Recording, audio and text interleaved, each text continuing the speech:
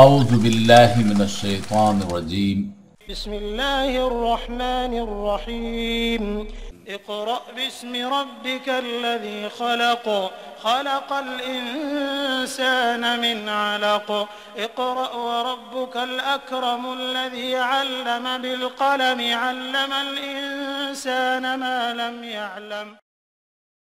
کتاب الوحی۔ بسم اللہ الرحمن الرحیم۔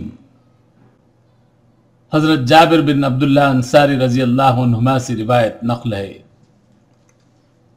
کہ آپ صلی اللہ علیہ وسلم نے وحی کے رک جانے کے زمانے کے حالات بیان فرماتے ہوئے کہا کہ ایک روز میں چلا جا رہا تھا کہ اچانک میں نے آسمان کی طرف ایک آواز سنی اور میں نے اپنا سر آسمان کی طرف اٹھایا، کیا دیکھتا ہوں کہ وہی فرشتہ جو میرے پاس غار حرا میں آیا تھا وہ آسمان و زمین کے بیچ میں ایک کرسی پر بیٹھا ہوا ہے۔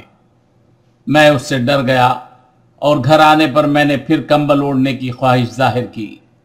اس وقت اللہ پاک کی طرف سے یہ آیات نازل ہوئی، ایھا المدثر اے لحاف اوڑھ کر لیٹنے والے، فانذر اٹھ کھڑا ہو اور لوگوں کو عذاب الہی سے ڈرا، وربک فکبر اور اپنے رب کی بڑائی بیان کر، وثیابک اور اپنے فطہر کپڑوں کو پاک صاف رکھ، والرجز فاہجر اور گندگی سے دور رہ۔